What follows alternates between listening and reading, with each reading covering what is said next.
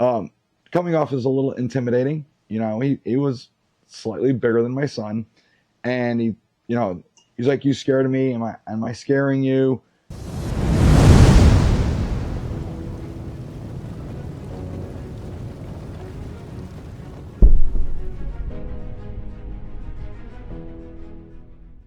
Hey, morning everyone. Welcome to the channel. Yeah, it's a special video. I just want to tell you how my day is going. It is currently 9:47 a.m. I've been up since 4 a.m. Basically, my son still needed a ride to work, so got up at 4 o'clock and I drove him to work. So he works construction and he's currently working out at the Hartford Children's Hospital. So I guess they're building a new wing or whatever. So, all right, stop, get some coffee, drive out there. The drive is uneventful. So I pull up to the construction site and got a little time to kill. So I figure I'll just park in a spot like I normally do. Chit chat a little bit and then he goes off to work. So as we're pulling into the Dunkies parking lot, there's a white SUV that I see pretty much every single morning since I've been driving to work for the past week. No big deal. There's this gentleman, we'll call him a gentleman, we're being nice here, in the parking lot that walks over. Clearly you can tell he's been begging people for stuff, money, cigarettes, drugs, I don't know what. So he walks up to the driver's side door of this white SUV and hangs out there for a minute, leaves. So I pull into my parking spot at the other end of the parking lot. No big deal. So my son and I chit chat for a little bit, and this gentleman starts walking toward my truck. This time my son has hopped out and he's kind of getting his things for work, his lunchbox, safety vest, hard hat, the things construction workers need. So this guy comes over and he's like kicking random objects in the parking lot. And then he starts talking to my son.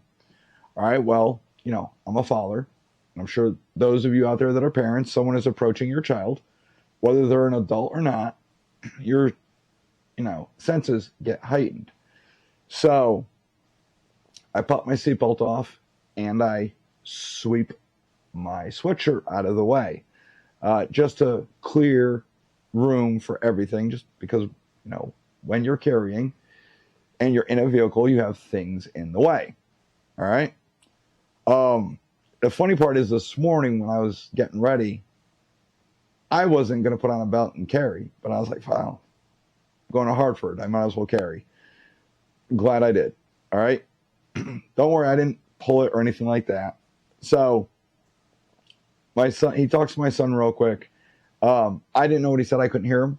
I ended up calling my son later to make sure he was okay and inside the construction site, all the way inside of it. And I said, hey, what'd that guy say to you? Basically, the guy was like, coming off as a little intimidating. He was slightly bigger than my son. And he's like, you scared of me? Am I scaring you? You should be, this, that, and the other thing. And my son was just like getting his shit and he leaves. He gets to the crosswalk. Well, this guy comes up to my passenger side window. All right. My son is clear of any danger at this point. And he's like, hey, let me get a cigarette. I was like, I don't have any.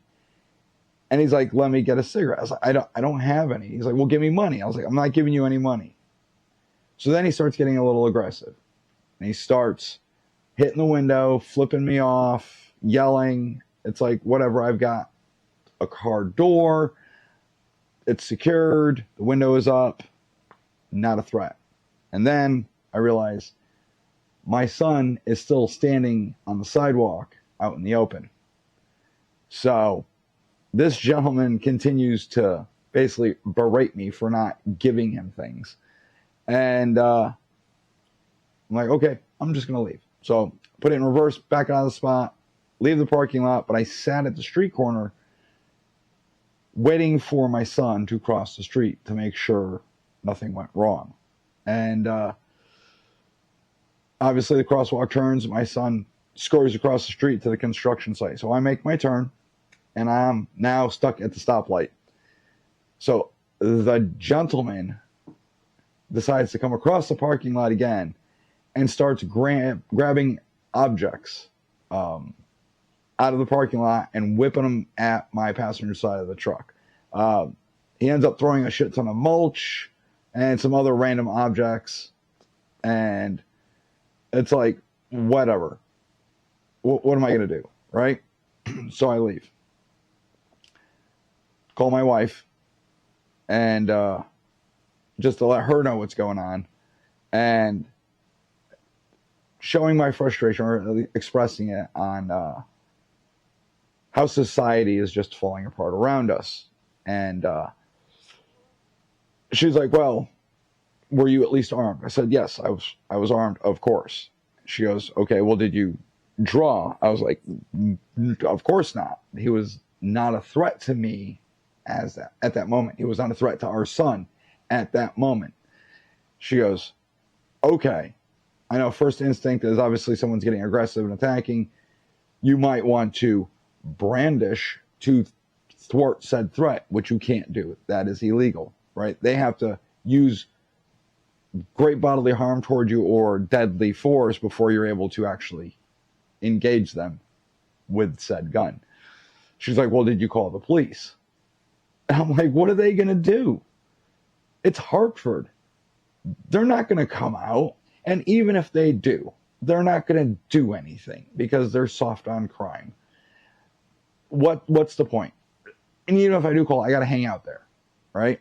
Now I can put a complaint in and maybe they'll send a squad car. I doubt it. I mean, they're not going to do anything. I was glad I was armed. It was peace of mind. However, we all know that when that person is right next to the door, in that close proximity to you, say they have a firearm, you're stuck in a box. There's really nowhere for me to go.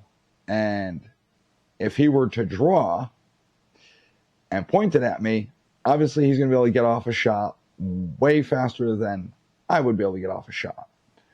And it's one of those things where, everything kind of gets put in perspective, So I'm putting this out there because I'm curious what you guys think. What would you have done in a situation like that? I mean, obviously, I had adrenaline. Emotions were heightened. I was definitely hyper aware of my surroundings at that point. However, I do have that barrier. They are technically not a threat. Even though they're being stupid and aggressive, yelling and screaming and throwing hand signals and this, that, and the other thing. How would you guys have handled it? That's basically what I'm putting out there for you. I want to hear in the comments below. What do you guys think? How would you handle it? All right. Plus, here's another thought. Say he did get aggressive, right? He pulled a knife out and he went after my son. Pulled out a gun on me. And then I retaliate. Right? I'm going to go to jail. And that for sure I'm being arrested. This is Connecticut. This is not Texas. Do you have money for bail? Do you have money for a lawyer? You're losing that gun. They're probably revoking your permit.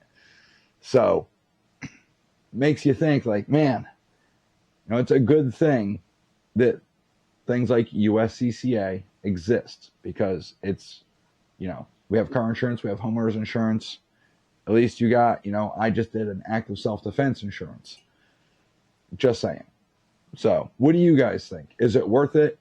Or can you think, we can live without it, the insurance part of that, USCCA? I'm curious to hear what you guys think. Now, did come home, went to the gym, had a really good workout frustration and aggression. And I get to look forward to going back there this afternoon, wondering if this very, very law-abiding citizen is still hanging out in that area. Definitely will be going armed once again. Don't go anywhere not armed. But then I get to wonder, is he going to be there tomorrow? So these are the fears. And I was laughing because, my son's an adult, but as a father, I'm still like, well, I hope he's okay. I was texting him from the house when I got home. Like, listen, if you leave the construction site, keep your head on a swivel. Stay vigilant. If you can go with a buddy, go with a buddy. Things like that. And he's like, I know. I'm like, still, I'm being a dad here. I'm worried about you because you're still there. I was able to leave. You're still stuck there. I don't know. Now, we all know that Governor Lamont and all the other politicians in the state have come out and touted our crime rates are going down. Connecticut has never been safer. Even the federal government's like, crime is down, crime is down. So I was curious. So I pulled up some crime stats. And, the town gives you the numbers. Sometimes you wonder if you can trust these numbers, right? Because the federal government just gave us a bunch of numbers a week or two ago. And they're like, see, crime's down. But then you read into it and you find out that New York, LA, Chicago, Detroit, all these big cities don't report to the federal government. So yes, it looks like crime is going down. So I was able to find this on Connecticut Bail Bonds Group. Crime rates for Hartford. Hartford crime rate is significantly surpassed the national average, encompassing a broad spectrum of American communities from the most populous to the smallest. While the city's crime rate stands at 26 incidents per thousand, it does not rank among the locals to be the most extreme crime rates. In Hartford, the probability of falling victim to either violent or property crime is like 1 in 38. So there's a pretty damn good chance. According to FBI crime data, Hartford does not feature among America's safest cities. Compared to other Connecticut towns and towns of various sizes, Hartford crime rate surpasses 89% of them. It is crucial to note Hartford's crime rate, encompassing both violent and property crimes, is significantly higher than the average when compared to similar cities and communities. Regardless, Hartford's standing compared to American communities of all sizes, its crime rate per 1,000 residents is notably higher than most when compared to communities of similar popular size, or population size, I should say. So, we all live in a bubble, all right? Now, I always joke because the town I live in isn't known to be, super peaceful. I mean, it's not like we're talking about the mean streets of Greenwich, okay? We're not like, I roll, in the hood in Fairfield or Farmington. I live in a normal town in central Connecticut. That being said, we don't really have a lot of these problems. We have a few people that we see that will, come and bug you for things like at Walmart, some of the other local stores. But usually, for the most part, when they're like, hey, can I get money, or can I get a cigarette, or can I get this? You're like, no. And they leave. That's what you should do. Don't get aggressive. 'Cause I don't know if this guy's a psycho. I don't know what he's got in his pockets. I don't know what he's carrying in his waistband. And I really don't like that. And what I really don't like is when we are faced with that, knowing the police aren't going to do anything. You are just going to be a victim.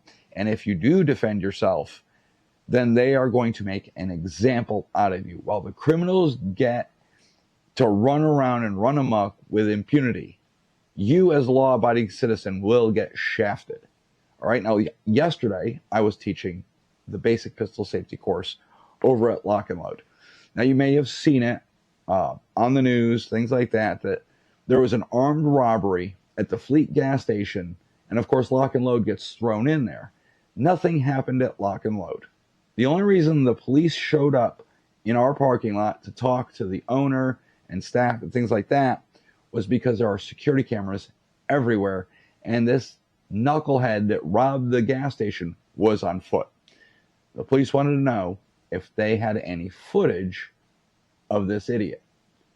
I have no idea. I was busy teaching, but that's what was going on. We put the class on break at one point, and we're like, hey, you go up the road, you're going to hit Dunkin's, you're going to hit DQ, you got Wendy's, you got Home Depot if you need it. And, if you need to use the ATM or you just want to grab something quick, the gas station is next door. They all came back and they're like, well, something's going on with the gas station. It's all roped off and there's cops everywhere. I didn't know. I was like, okay, I don't know. It could be a gas leak. It could be a million different things. And about 10 minutes later, that's when some of the Southington PD came over to start asking about the cameras and all that stuff. So if you read something in the news that there was an armed robbery that somehow involved Fleet gas station and Lock and Load, know this. Nothing happened at Lock and Load. The police just wanted to know if the cameras had caught anything. So, and that's all I know, and that's all I care to know. So, figured I'd give you guys an update on that. But I don't feel any safer. I think crime is out of control. I think the soft on crime DAs that have been elected, appointed, whatever you want to say, are making it a worse place to live in, statewide, even nationwide. That being said, don't forget tomorrow is election day. Do your due diligence, get out and vote. If you've already voted, great, good for you. If you haven't, tomorrow is election day. It takes 5 minutes. Don't give excuses. Get off your ass, go vote, cast your ballot, voice your opinion, and, well, prepare for Wednesday. Because I'm pretty sure no matter who wins, it's not going to be a good, joyous time for our nation.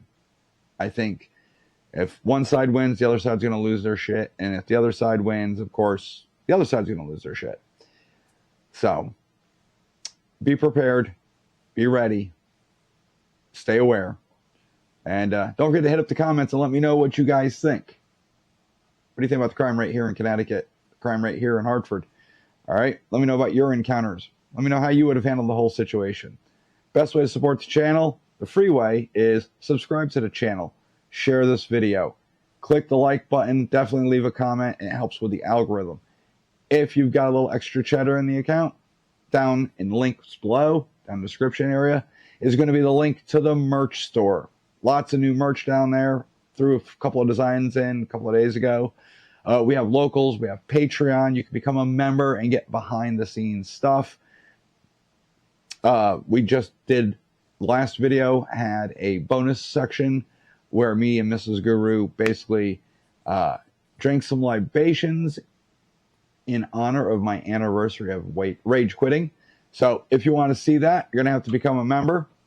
All right. That's all I got for you guys in this video. I'll talk to you later.